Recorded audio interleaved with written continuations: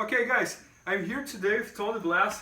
Huge pleasure for me to be here with him. I have been following him for a long time, and I have been following him on social media as well, and I see that he's one of the guys in Jiu-Jitsu that people like the most. And now I know why. He's a super nice guy. It was the first time that we really met and talked. And today I'm gonna ask him some questions here that I think might be very similar with you who follow me. I know that my audience, it's a bunch of people like over 30 and over 40 years old. And I know that the hardest time for you guys, many times, like how to balance life with Jiu-Jitsu. So for example, many times you have wife, you have kids, you have a job, and then it's tough for you to train hard, it's tough for you to eat healthy. And I think Tom is a great example about that. Because he has 2 kids, he has wife, he has his work, he's a Jiu-Jitsu school owner, and he's also an athlete, he's a teacher, Jiu-Jitsu teacher, and he's competing the highest level. He coaches one of the best guys here in US nowadays. So, I mean, like, my first question for him is gonna be like, how does he balance this? How he stays in shape, how he trains hard, how he coaches his students, how he takes care of his family, how he takes care of his business. So what's the key here? What's the secret? First of all, I'm a huge fan of this guy, so it's great to be next to you. Great to meet you, brother. You know, I must say it's not always easy. You know, it's not always easy, and I understand this, and I accept that it's not always easy. Truly, I love training Jiu-Jitsu, and I find competition is basically just another day for me to train with people that I'm really not used to training with, you know. I try not to make it much more of a big deal than it actually is. For me, being a dad is number one to me. That's the most important thing in my life, being a father. So when I'm home, it's not tiresome for me to be around my children and for them to be running around. I feel when you expect something and there's no element of surprise, things are much smoother. So I expect to walk in to a madhouse every day. You know, I'm not surprised when my kids are running around like crazy. This is something that I expect. And you know, one thing is I have days I wake up and I'm just like every other guy. I don't feel like getting everything done. But what I'll do is the night before I tell myself what I'm gonna do the next day. Oh, that's good. And no matter what happens, I'm gonna get that done. For instance, today we were filming all day. Just so happened I woke up at 4 a.m. I couldn't go back to bed. You know, I've been up since 4 a.m. And not one part of me said, oh, man, like I can't do this today. No, we had a job to do and we're gonna get that job done. I try to look at training as training. So I feel many people have a problem where they look at training too much as a competition. My time to compete is actually when I compete. My training, I have fun. If I happen to show up and I get submitted, if I get caught, this is no problem. Like, I'm thankful to be on the mat. So what I try to do, I try to find a reason to be thankful. I find when we're thankful for something, it's very easy to find our way back. So after a training day, let's say it's a tough training day, and let's say I don't do as good as expected. Instead of going home and beating myself up over it, I'll say to myself, you know what? Thank God that I was able to be on the mats today. Thank God that I was able to do the things that I'm doing at 35. Every day is not going to be the best day, but I'm here. You know, I'm healthy, and I'm doing the best that I could do. And there's really not much more that I could do than my best. I got it. Man, very nice what you said, because 2 things that you said, I'm not a dad yet, so I don't have this experience to share. But when you said like that, doesn't matter how you wake up, you're gonna get things done. This is pretty cool. And one time I heard someone saying, if I'm not wrong, it was Leandro. He said that there is a fighter and there is an athlete. And the difference between them is the athlete, he goes to the tournament and it has to be his day. He's gonna think like, oh my God, I'm not feeling good today, this and that. And also there is the fighter. The fighter is the guy who's gonna wake up and he's gonna say like, man, no matter what happens today, I'm gonna win. So that's very, very cool what you said, because I think that's also like you wake up and no matter if you're feeling good or not, you think like, man, I'm gonna get my thing done.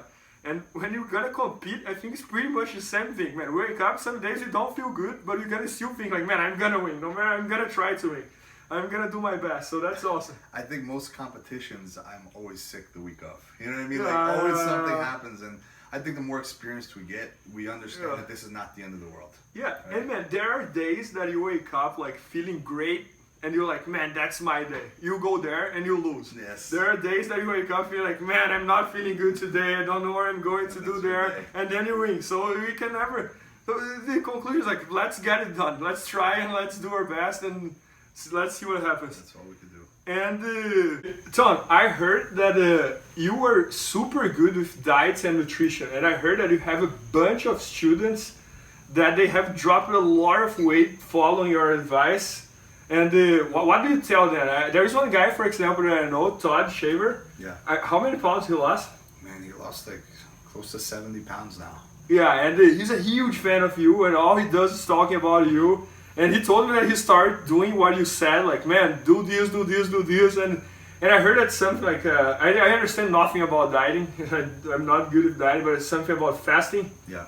So the intermittent fasting, one thing I realized, I think the biggest problem in nutrition and dieting is people try to totally rearrange their lifestyle to meet their dietary needs, which is going to be impossible. That's why you see all these fad diets that are just failing. People can't stick with it because it's unrealistic goals. The first thing I tell people, if they're very overweight and they come to me and they want to lose weight, I ask them one simple question: how much water are you drinking a day? Most people will say, honestly, it's crazy because most people say like none, maybe a glass a day. So I'll say, okay, the first thing I want you to do is drink a gallon of water a day for 7 days and change nothing else, and come back to me in 7 days. Every single time, that person loses around 10 pounds the first week, just because they flush all the water out. Okay, then the intermittent fasting, which requires nothing besides not eating, right? So we don't have to prepare food. We don't have to do anything crazy. We're just stopping our eating at 10 p.m. and we're starting again at 12 p.m. the next day. So we add the coffee in the morning, the bulletproof coffee, which is the unsalted butter and the coconut oil, which helps to curb our appetite. And that's really the two biggest things I'd say. Then carb manipulation, rearranging our carbs and things such as that is going to help us to lose weight much easier. So I'd say now at 35, I'm in the best shape I've ever been because I've been experimenting with so many different things and so many different diets and doing so much research. And I'm not perfect, but I'm in the best shape I've ever been. And I'm able to compete at the highest levels. I'm able to have that energy and come home and spend time with my kids and have bad days and have good days, but at the end of the day, every day I'm waking up and I'm giving my best. And nutrition is a big part of that. Feeling good about yourself is a big part of that. Lately, I find myself addicted to becoming better physically. Like it's something like, I don't know how much longer I'm going to be competing for, so I'm actually looking at myself and I'm competing with myself every day. I'm not competing against anyone else. I just want to be a better version of me. So I think that's basically the biggest things that I've done to help myself and help my students. I've had students lose over 100 pounds, just with some simple tweaks. It's nothing too crazy. And it's nothing that we look at and that blows our minds. It's some simple things. You are always like, you always try to stay on shape like 12 months per year, or there are months that you are not as much. How you do that? So what happened was, I won the ADCC Nationals last June, so over a year ago. But I was a little heavy. I was 245. I was a little thick, and then actually Gary and Gordon were busting my chops. They were like, man, that guy, this and that, making fun, and it got me mad. They fired me up, So I started eating healthy. I started eating better, and I started torturing them with sending them pictures every day of me, So they got me motivated, to stay fit. And now, like, I'm always gonna be fit. Like, it's just always something that's gonna happen because it's easy. I found a way to make it easy, to where before it was like, oh, I gotta measure food, I gotta do this, I gotta do that. Now it's just like, this is my lifestyle. Anytime I go out, I know what I can do and what I can't do. For instance, I gave a seminar in Texas last weekend, and that Friday I ate way too many carbs. Like, I had this seminar was very close to Mexico, so they had great Mexican food. I had like 7 tortillas, like I was eating so much. So the next day I didn't fast till 12 p.m. I fasted till 6 p.m.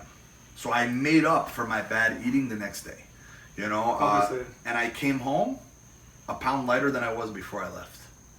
So it works out. That's awesome. You know? No, that's great because many times like we go to nutritionists. I went to some nutritionists like when I was purple and brown belt. They gave me a so complex diet, but so complex that I was like, man, I can't follow it. I had to eat like that amount of protein or that amount of, and my life was becoming like almost like a. It's hard to explain. So too regimented. Yeah, exactly. So I think those dietings that it's basic. Like man, you don't even follow a right amount of food you gotta eat. You just understand the concepts. Kind of like jiu-jitsu. If you understand the concepts, you don't need to understand the crazy complex positions. So I like this idea about fasting, and I might try. And especially now that I'm getting older and just turned 30, it's becoming harder and harder and harder to control the weight. So now I'm always up to try those new diets. And but one thing that I feel a lot, even about dieting and about competing and about training, that it's very hard for people is to keep motivated. Many times I see people starting some diets and then 5 days later they completely lost the motivation and they quit. Sometimes they start training crazy hard, 2 weeks later they lose the motivation, they quit. And I think that happens in all aspects of life. Like on your job, some people start working crazy hard on their job, and then 2 weeks later they quit. So what's your key to keep yourself motivated to compete? I mean, like I think you just fought against João Assis in the fight night and was a great match. So I think it was a decision, right? And man, he won the ADCC, so you are on that level. So how do you do to keep yourself motivated to compete, to keep yourself motivated to teach your students, to keep yourself motivated to be straight with your diets? That's not that straight what I saw, right? I mean, like, so what do you do? Like, what's the thing?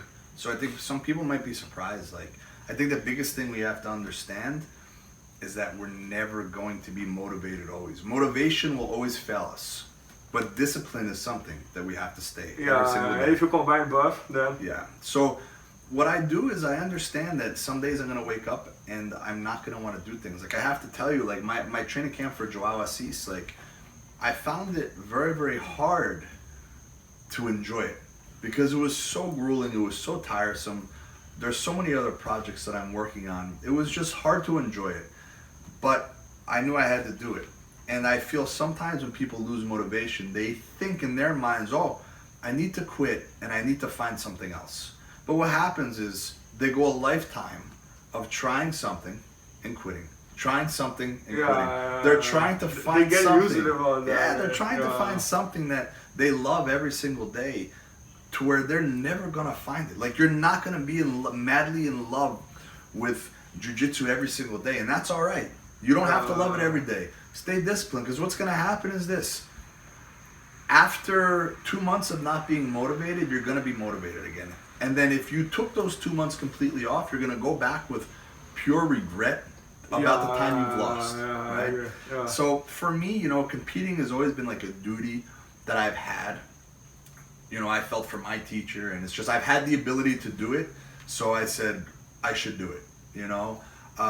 Teaching is something I truly love, and I want to help as many people as I can. And I understand that even if I don't want to do it, there's people that need me. So I can't be so selfish to just say, I'm going to do whatever I want to do. Like, no matter how tired I am, if my daughter or my son, like if my son pulls me over to play Play-Doh with him, no matter how tired I am, I have to do it. You know, it's just something that I'm obligated to do. So, you know, I go through life understanding that it's not always about what we want, it's about what we have to do. Yeah, that's a good one. That's it. Yeah, I like it. No, that's a good one. And maybe just to finish here, let's talk like a little bit like about how to be a good coach. Man, I was on your school yesterday. I saw like every student loves you. I could feel that like in the way they treat you, the way you treat them. Yeah. And you are also being coach of like some great athletes that are coming up. Like as you mentioned, like Gary Gordon. So what do you do like to? Many times I see like great coaches that they have also jiu-jitsu. And they teach really well, but man, they don't get along well with the students. And then sooner or later, the students end up quitting and this and that. And even in my case, like my first teacher, Ricardo, the one I love more than anything. And one thing that he did with me that I'm never gonna forget, that was like when I got my black belt from him. I went from white to black belt with him. he was the one who told me like, man, now it's your time. Get out over here, go train in a place, better place, and you can see like how much he loved me, you know, because he was like, man, you can go, do your thing, and what's the key to keep this great relationship between you and your students? I think that the biggest key is to understand as a teacher, our duty is to serve. Our duty is to serve others, and you know, I think my students, they feel this from me, and they wanna serve me back. You know, so so if they want to serve me and I want to serve them, it's an equal relationship. You know, and we have to understand as teachers that not everybody has the same goals. You know, so when guys come in and they're middle-aged guys and they've been working hard all day, I'm not going to pair them up with a competitor who's training to win ADCC trials. Like, I just can't do that because they have different goals. You know, so I understand that everybody has different goals, and no one's goal is more important than the other. If someone's goal is to lose 10 pounds, that's just as important as a goal for someone who wants to win a world championship, because it's just as important to them. I also think what helps is my students have truly seen me suffer on the mats. They've seen me train. Like, I've never asked them to do something I'm not willing to do. So even if you're not a competitor, which you don't have to be, I think it's important to be willing to put yourself out there, to be willing to train hard, to be willing to be in uncomfortable positions. Like, you know, you see, I have no ego. Like, my students were there last night. I was like super excited to train with you, even in the gi. You know, because for me, it doesn't matter. Like, I'm just training. I'm having fun. I love jiu-jitsu. And there's always something I can learn. And I learned yesterday from the training. So, like, I went home and I was like, man, what could I do differently with Bernardo? No, I'm loving what you're saying, because I always try to compare, like, those guys who are doing well. And then there's one guy in Brazil, for example, I think everybody might know him, Mario Reis. Okay. Man, he's building like a crazy tough team in his hometown. Like, just this year, one of his students won the awards as a black belt, Nicolas Meregali. Yeah. And this year in the awards, I asked him, I was like, Mario, what are you doing, man? What's going on? I'm like, how are you doing that? How are you doing that? And then he told me that many times when he finished the training, he gave a speech for all his students. And he talks about motivation, he talks about this, he talks about that. But one thing he told me, he always does his speech when he trained crazy hard together with his students. So he's crazy tired, he's like exhausted, and then he talks about motivation, he talks about this, he talks about that. And he was there as well. Like, in the same way you were competing in the highest level, I'm competing, he was like 2 times world champion too. So he can talk about it. And then he takes the day that he's crazy tired on the mat and he talks about it. So it's way powerful on this way, because it really is. Like, and I feel so many people are so afraid to fail, right? They're not willing to try. So it would be very easy I'm going to use you as an example because you're the one here. It would be very easy, and we both talked about it yesterday. Neither of us were in the mood to train, you know? Yeah. So it would be very easy for me to say when you walk through the door, oh man, like, you know, like my knee's a little hurt, or I already trained, you know, because my students were there. Yeah. Right? But for me, I want my students to see me out there trying, right? So I tell people, like, people who are afraid to compete or people who are afraid to train hard with tough people, I'm like, listen, the worst thing that could happen in jiu-jitsu is you get tapped. Yeah. Shake hands and go again and again. So for me, coming up to the ranks, I don't know about you, the loser wasn't the one who got tapped, right? The loser was the one who said, all right, I'm done. Yeah, so someday I would get tapped 30 times in a row, and then the guy would be like, all right, man, I'm done. And I would be like, today was my day. You know, so just to be willing to put forth the effort, like, you're going to gain respect. No, I agree 100%. And one thing that I always try to tell the students is like, what do you do? Oh, let's say like, I'm a doctor, or I work somewhere. Okay, man, if you win the tournament, next day, 9 a.m., you're going to go to your office and you're going to work. If you lose the tournament, next day, Monday, 9 a.m., you're going to go to your office and you're going to work again. So there is no difference if you win or lose. So all you're going to do is go there and try to have fun. You are there because you want to be there. Nobody's forcing you to be there. I hope nobody's forcing you to be there. And you want to be there. So it's all about like trying to have fun on that day. I know that talking is much easier than doing so. Yeah. But that's what you should try to do. You got to train yourself to be that way. Yeah, right? Everything takes practice. Yeah, I agree. But man, great talking here. Thanks so much. Appreciate it, man. You're the man. Oh, thank you.